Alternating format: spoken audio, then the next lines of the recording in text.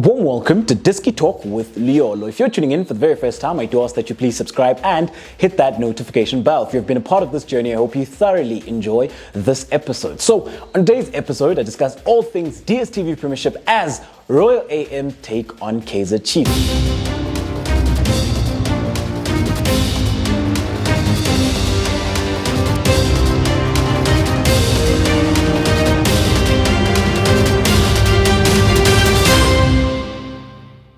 So on today's episode, then, we are going to have a tactical pre-match analysis of Royal AM versus Kaizer Chiefs. But before we do head into it, it is key to note that then within South African football, then a lot of the preseason is never televised. So you don't know what teams are getting up to with regards to their preseason. The only things then that are really made public are the transfers. So those players which are coming in and those players which are going out. But with regards to the types of matches they've played or who they played against, the score, the lineup, and even injuries, there are hardly any updates. So it does make it quite difficult then to figure out what they are going to do. But on today's episode, I will try my absolute best to have a look then at both teams with regards to the shape and then have a look at the key players. So with Royal AM then, I did watch one match within the Premier Cup where they did play against Utongati.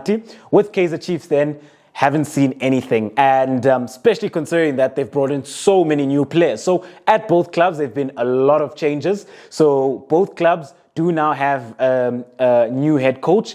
With Royal AM, new head coaches. With Kaizer Chiefs, new head coach and new players as well. However, let's get into it. So Royal AM will be represented by the blue side. Kaizer Chiefs will be represented by the red side. So when you do have a look at Royal AM, they have been playing then with a 3-4-3. That is what I've seen as of late. And when you do consider it then, in goals then, you will have Nyame, who then has been quite key for Royal AM, especially last season, and did have standout performances and was then quite reliable within the goals for this Royal AM side. And then as the left-sided centre-back, you do have Ricardo Nascimento, and then playing as the central centre-back, you do have Ricoto, and then as a right-sided centre-back, you do have the captain, Mangai. And then when you do move in then into the heart of midfield, you do have Lantjeni Palani, and then you do have Mahlasela, who would obviously be more advanced, would play as an 8. And he'd be the one then looking to offer that creativity for this Royal AM side.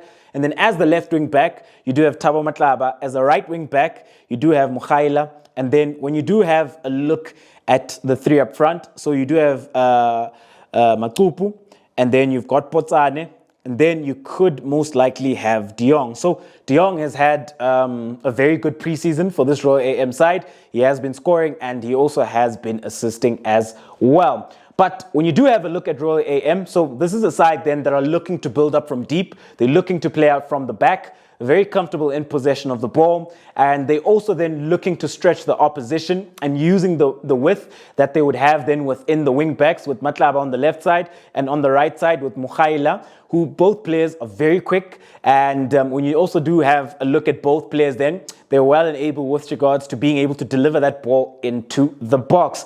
And when they do work it then into consolidation phase, they are then looking then to find Mahlasela. At times, Potane would drop a bit deeper, and they're then the creative hub of the team from a central perspective. With Palane, he does play then as the deepest midfielder within the heart of midfield, but he's got a phenomenal range of pass. So this is a player then that can look to find those passes from deep and look to penetrate then into the final third.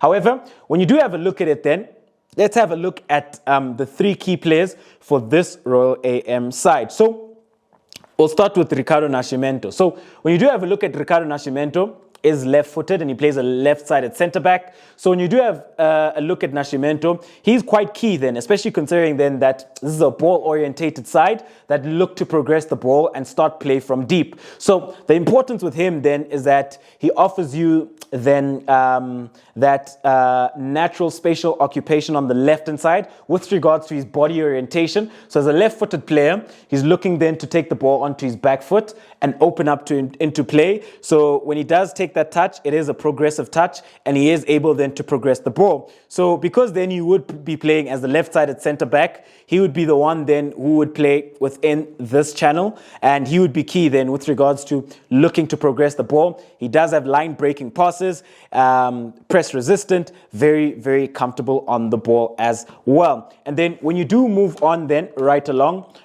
within the heart of midfield, you do have Palane. So when you do have a look at Palane, this is a player then who is quite key for this Royal AM side with regards to then how they're looking to progress the ball. So from build-up phase, he is well and able with regards to taking it. And the nice thing then about Palane, when he does find himself maybe in that pocket of space, he's got a phenomenal range of pass. So he is able then to break the lines with regards then to finding then he's either his inside forwards or looking for Mahlasela with regards to ensuring that he is able to play that penetrative pass in between the lines. He is then a player then who's got that diagonal ball. He is a player then who can also then play that dodge pass over the top, which is a vertical pass in behind the opposition defensive line. And he's very, very strong as well. So he does get stuck into challenges. And from time, he is then well and able to take a long range shot from out of the box. And he also then would be looking to take those direct set pieces as well. Moving on then right along, when you have a look at the last player, having a look at Makup. So when you look at Makup, this is a player then who joined Royal AM last season, and ever since he joined Royal AM, he's been a revelation because he's been doing very, very well. His hold-up play has been very good, link-up play very good, and he scored goals for this Royal AM side as well. So going into this season, he will be looking then to ensure that he is able to score those goals for Royal AM. So very good then at ensuring that he can hold play up and looking then to pin and occupy one of the centre backs, and also then within the box, he's also then a good finisher as well. So when you do have a look at it then, with regards to this Royal AM side, they will be looking to play out from the back, looking to stretch the pitch with regards to the wing backs, looking to offer that width for them, and then also then have that numerical overload within the heart of midfield with regards to sometimes then them being able to create this box midfield. So when they do create that box midfield, that's when you'd maybe have De Jong looking to offer that half space occupation, looking to drop a bit deep. You'd have Potsane.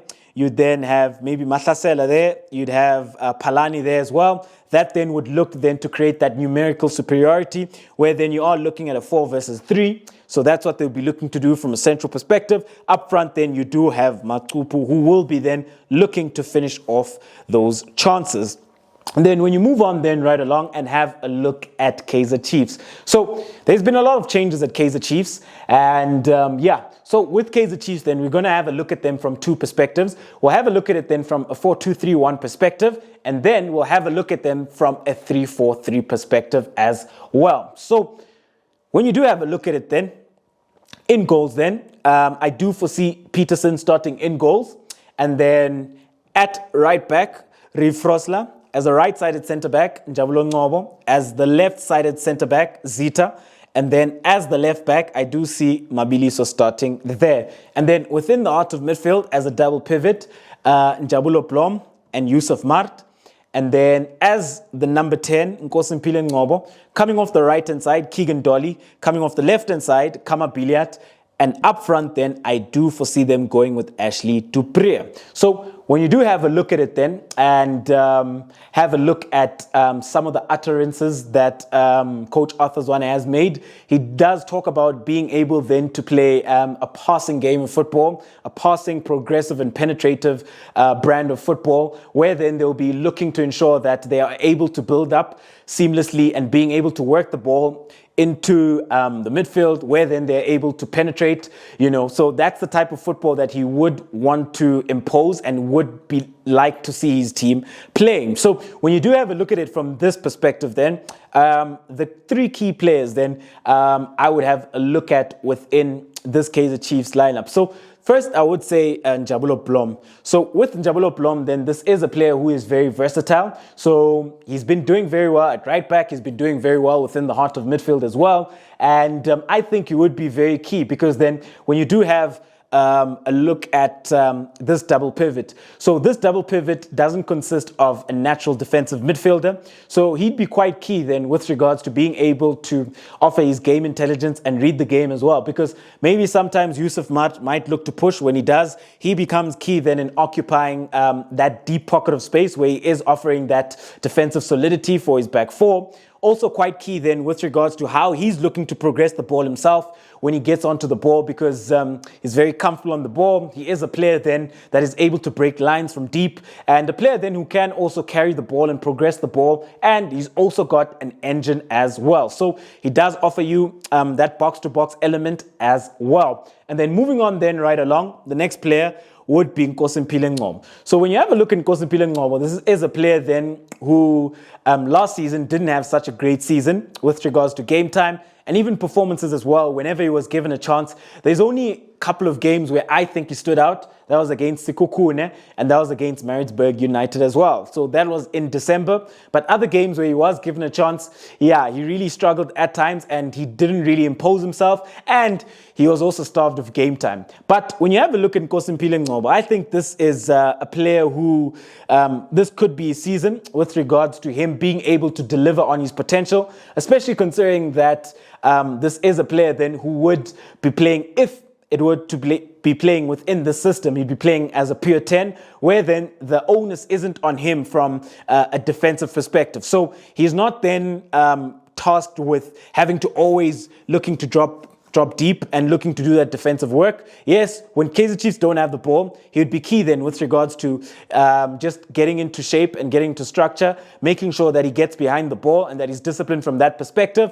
But this system would allow him then to push further forward. And when you do have a look at him, I think this is a player who can become a final third specialist with regards to assists and with regards to goals. Because when you do have a look at his technical ability, he's well and able with regards to striking the ball from far. He is a player then that can break into the box, and once he does break into the box, this player is a player who carries so much game intelligence that he's got the extra pass. So this isn't a player then who rushes his pass, but he's got that extra pass at times. And when you do look at him, then he offers Kaizer Chiefs that qualitative and that positional superiority with regards then to lateral movement in between the lines, how then he'd be looking to offer Kaizer Chiefs some of the his presence within the half space, how then he'd be looking to dictate terms within the heart of midfield, progress the ball, carry the ball, and look then to penetrate into the final third. And then when you do have a look at it then, you do have Keegan Dolly. So when you do have a look at Keegan Dolly, so this is a player then who returned to South Africa last season, and he had a very good season for Kaizer Chiefs, and many might not believe it, but last season was actually his best season from a numbers perspective, you know, with regards to his contribution. So when you do have a look at him then, Keegan Dolly coming up into this season, you are going to see a much fitter Keegan Dolly and a much sharper Keegan Dolly. And when you consider what he was able to do last season when he was still finding his feet, because he had then had a long injury. So coming back into the thick of things this season, this could be such a dangerous player for this Kaizer Chiefs side, as we do know that he does look to start off the right-hand side, and then he does tend to drift into that half space. He's very creative. He's got an eye for goal. He's got the killer pass, and he also then looks to penetrate into the final third, and he can score goals as well. So those are the three key players that I think would be key for Kaizer Chiefs coming up into this encounter. However, let's have a look at it then from a different perspective. Say they were to play with the 3-4-3, what would that look like? So if they were to play with the 3-4-3, what I think happens is that they could, let's get 3-4-3. Yeah, if they were to play with the 3-4-3, for example, could still have Peterson in goals. As a right-sided centre-back, you could either have Njabulo Ngcobo or you could have Ngezane. And then as the central centre-back would look to offer that extra layer of defence, you could have Zita. And then as the left-sided centre-back, you could have Dube. And then as the right wing-back, this is where you could either have Frosler or you can have Solomons, who plays as a right wing back, and especially when you consider Solomons naturally is a winger. So in this system, he would be given much more freedom to get forward. And then as the left wing back, you could then have Mashiane, because he is a lot more offensive minded than Amabiliso, so it would be a bit different. And then moving on then within the heart of midfield, the double pivot could still remain the same with Blom and Mart. And then you could have Keegan Dolly as an inside forward. You could have Kama Billiat as an inside forward, and then you could have Ashley Dupree. So that's what it would look like from a 3-4-3 perspective. Also looked at it from a 4-2-3-1 perspective, but only time will tell with regards to, do they go with a 4-2-3-1? Do they go with the 3-4-3? Or do they go with the totally different shape? And also the personnel as well. So how I look at this game then is a game that will be tightly contested, and I see it being played at a very high tempo and a high intensity, and it will be a very, very competitive game as well. However, at home, do let me know, what do you make of Royal AM and what do you make of Kaizer Chiefs, and a lot of the changes that have been instituted at both clubs. And coming up into this encounter, what do you foresee? And tell me, what do you think Kaizer Chiefs will play in, a 4-2-3-1 or a 3-4-3? And then with Royal AM, like I mentioned, do you foresee them carrying on with their 3-4-3, or do you think they'll change the shape as well? So if you did enjoy this one, please do subscribe, comment, hit the notification bell, like, and share the link as well. Thank you very much for tuning in to yet another special episode of Diski Talk with Luyolo. Signing out.